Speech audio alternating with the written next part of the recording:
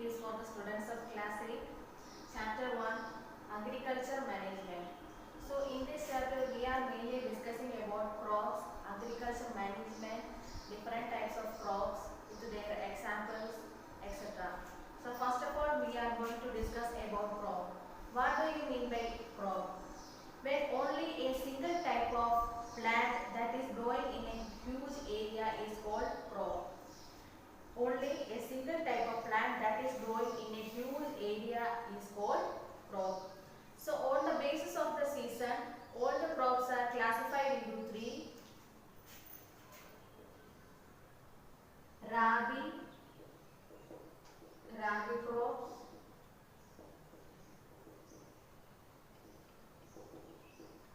kharif crops, and third one, zaid crops.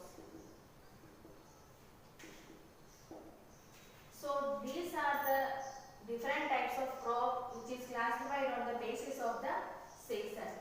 Next, we are going to discuss about rabi crops. Then what do you mean by rabi crops? These are the crops that grown in between October to February. So these are the crops that grown in between October and February. These type of crops are called rabi crops. For example, wheat and barley. Wheat and barley is the examples for rabi crops. Wheat and barley are the examples of rabi crops. Next, kharif crops. These are the crops grown between June to September. So these are the crops which grown in between June to September. These type of crops are called kharif crops. For example, maize and groundnut.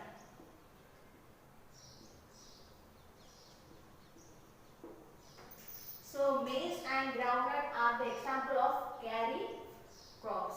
So first of all we were discussed about rabi crops with their example. Next, kharif crops with their example we are discussed. Next one is zaid crops. So what do you mean by zaid crops? These are the crops that grown between March to June. So these are the crops that grown in between March to June. For example, cucumber and muskmelon. Some more examples are there, so two examples are needed. So cucumber and muskmelon are the examples for zaid crops. Rabi crops, kharif crops and zaid crops are there on the basis of the season of the crop, and wheat and barley are the example of rabi crops. Maize and groundnuts are the example of kharif crops. Cucumber and muskmelon are the examples of zaid crops. So next we are going to discuss about an important portion, that is about agricultural practices. Agricultural practices.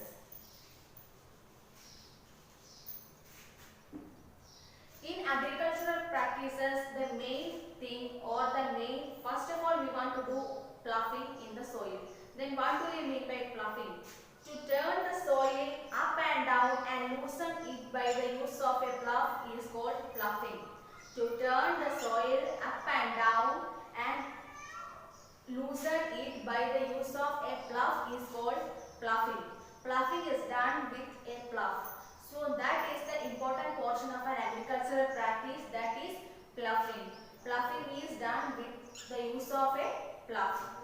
And next, tools of agriculture. Tools of agriculture. So there are many different types of tools are using in agriculture.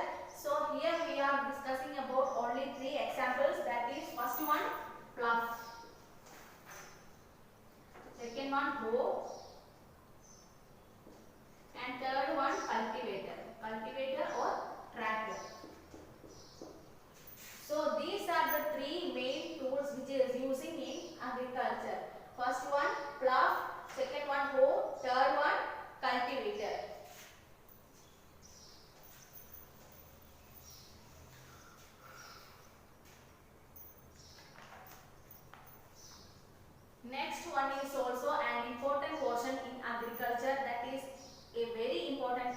that is the use of manure and fertilizers. Use of manure and fertilizers. Manure and fertilizers.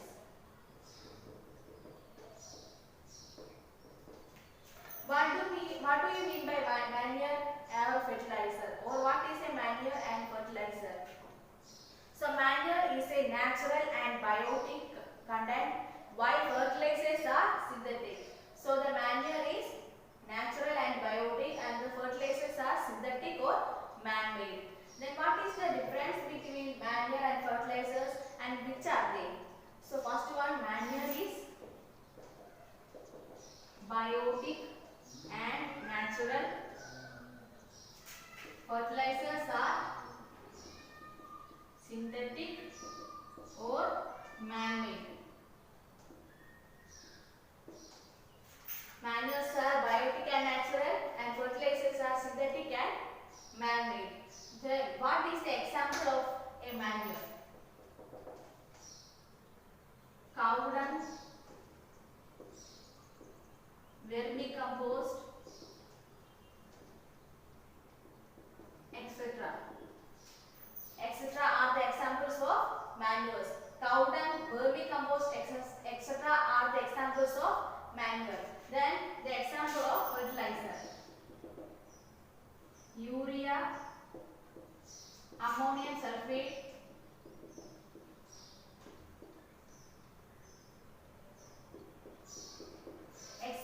urea, ammonium sulfate, etc. are the examples of synthetic or man-made fertilizers.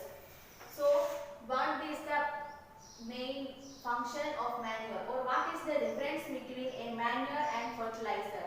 A manure having a capacity to retain the fertility of the soil, and it has a very good capacity to hold the humus, and it contains a very large amount of humus, so that the manure can increase the fertility of the soil. But in the case of fertilizers does not contain more humus. That's why it does not retain the fertility of the soil, or it cannot increase the fertility of the soil. So, in the case of manure, it contains huge amount of humus. But in the case of fertilizers, it does not contain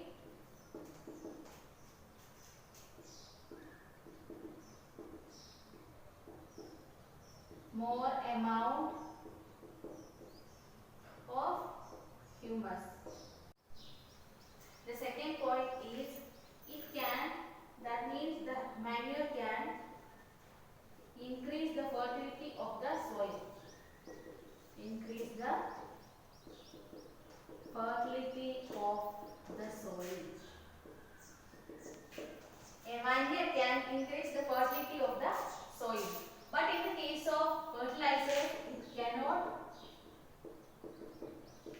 increase the fertility of soil. So these are the two differences between a manure and fertilizer. That a manure can contain huge amount of humus, but in the case of fertilizers, it does not contain more amount of humus. Second one, a manure can increase the fertility of the soil, but a fertilizer can't increase the fertility of the soil. So next we are going to discuss about the benefits of biomanure.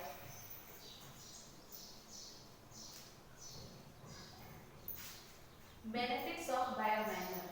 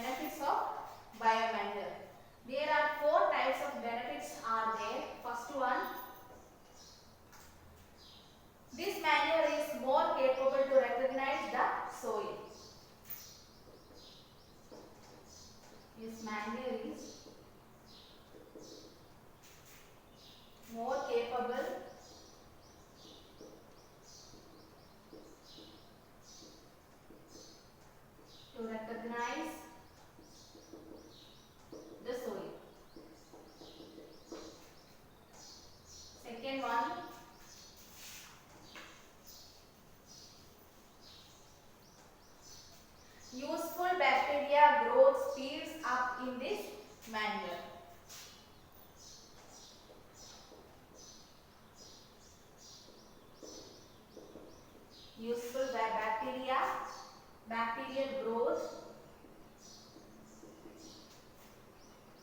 speeds up in this manner.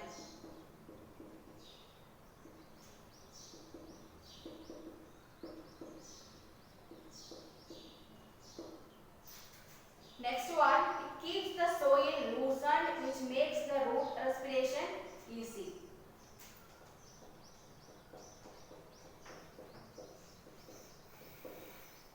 It keeps the soil loosened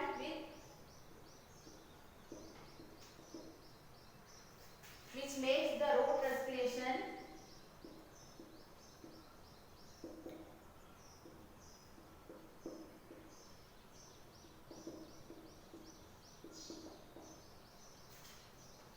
easy.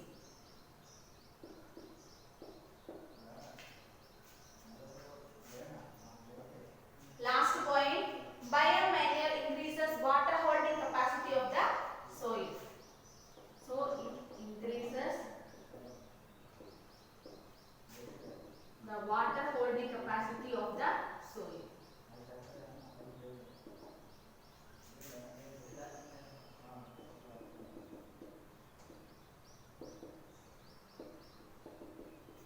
So these are the four important benefits of biomanure. First one, this manure is more capable to recognize the soil. Second one, useful bacterial growth speeds up in this manure.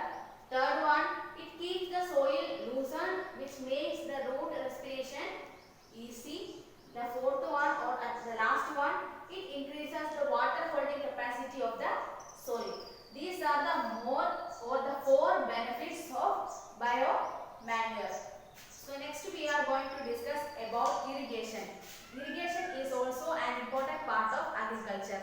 Then what do you mean by irrigation? Irrigation is the process by which the water requirement of the plant is fulfilled by various artificial means.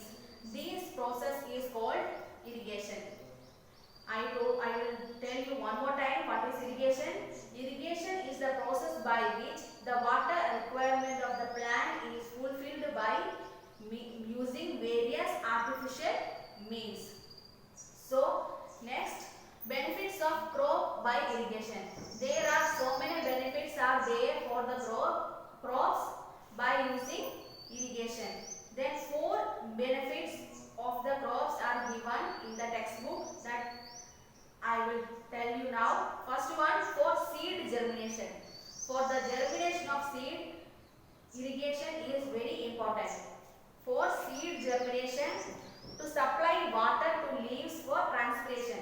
To supply the water to leaves for their transpiration. Next, third one, through water, nutrients reaches to the various parts of the plant. The fourth one, it has an important role in growth and development of the plant. So, irrigation have an important role in growth and development of the plant. Next, sources of water irrigation. We all know that many types of water sources are there, like lakes, hand pump, rivers, etc. So, there are a lot of sources of water irrigation is there. Then there are two types of sources of water irrigation is there. Which are they? I will write it down. Sources of irrigation.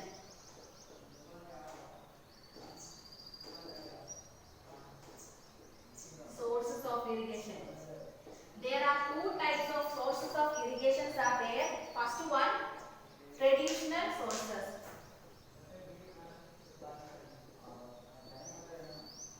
Traditional sources and modern sources.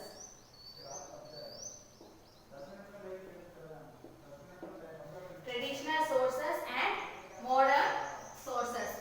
For example, chain pump is the example for traditional sources, and